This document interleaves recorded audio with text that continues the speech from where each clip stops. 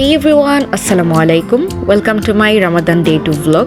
আশা করি আপনারা সবাই ভালো আছেন। আল্লাহর রহমতে আমিও খুবই ভালো আছি। তো আজকের ভ্লগটা শুরু করলাম দিনের বেলা থেকেই। আজকের ওয়েদার খুবই সুন্দর ছিল। তো ঘুম থেকে উঠেই বেডটাকে ম্যাজিক করে গুছিয়ে নিলাম। এই বেডশিট নিয়ে আমি খুবই অবসেসড। তারপর ফ্রেশ হয়ে নামাজটা আদায় করে নিলাম। দেন চলে গেলাম ইফতারিতে একটা ডেজার্ট বানানোর জন্য। আজকে আমি রাঁধুনি ফালুদা মিক্স দিয়ে ফালুদা বানাবো। ফার্স্টে ফালুদা মিক্সের ভিতরে যে জেলিগুলো দেওয়া ছিল সেগুলো বয়েল করে নিচ্ছিলাম, 2টা ফ্লেভারের ছিল। দেন জেলিগুলো ফ্রিজে রেখে এখন আমি শুরু করে দিলাম মেইন ফালুদা মিক্সচারটা বানানো। তো এখানে আমি 1 লিটারের থেকে 1 কাপ কম দুধ নিয়েছি, এর মধ্যে ঢেলে দিলাম যেই প্যাকেটটা ছিল। এর ভেতরে ছিল সেমাই, সাবু, কিশমিশ, চিনি, যার কারণে এতে আমার এক্সট্রা কোনো চিনি ব্যবহার করতে হয় নাই। দেন আমি এখানে একটু গুঁড়ো দুধ অ্যাড করে নিচ্ছিলাম। এটা একদমই এক্সেপশনাল, আমি জাস্ট একটু টেস্ট বেশি হওয়ার জন্য দিয়েছি 2 চামচের মতো গুঁড়ো দুধ। দেন যতক্ষণ না এই জিনিসগুলো সেদ্ধ হয়ে যাচ্ছে ততক্ষণ এটাকে অনবরত নাড়তে হবে কম আছে। যখন এটা একটু ঘন হয়ে আসবে নামিয়ে নিয়ে তারপর ঠান্ডা করে ফ্রুটস দিয়ে পরিবেশন করলেই ডান। তো এখানে আমি কিছু ফ্রুটস অ্যাড করে দিচ্ছিলাম, আপেল, কলা, ডালিম, আঙ্গুর।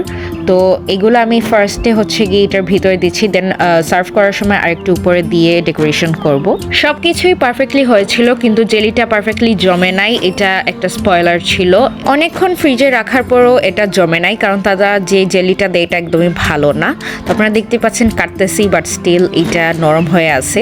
দেন সব কিছু অ্যাড করা শেষে ফালুদা ফ্রিজে রেখে দেই ঠান্ডা হওয়ার জন্য।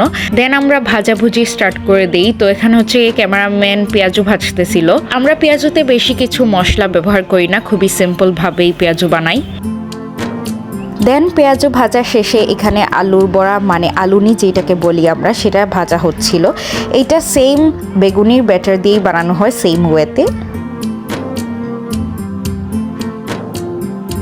দেন ইফতারের টেবিলে আমরা সব কিছু সার্ভ করে নিচ্ছিলাম। এখানে ট্যাঙ্ক ঢেলে নিচ্ছিলাম, যেহেতু ইফতারের আর বেশি সময় বাকি ছিল না।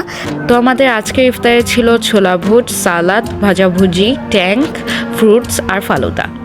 সো এটা ছিল আমার ফালুদার ফাইনাল লুক। মাশাল্লাহ, এটা খেতে খুবই মজা হয়েছিল। লাস্ট মোমেন্টে জেলি যাই স্পয়লার করুক না কেন, এটা খেতে খুবই টেস্টি হয়েছিল আলহামদুলিল্লাহ। সো এটাই ছিল আমার আজকের রামাদান ভ্লগ। দেখা হবে নেক্সট ভিডিওতে। আল্লাহ হাফিজ, আসসালামু আলাইকুম।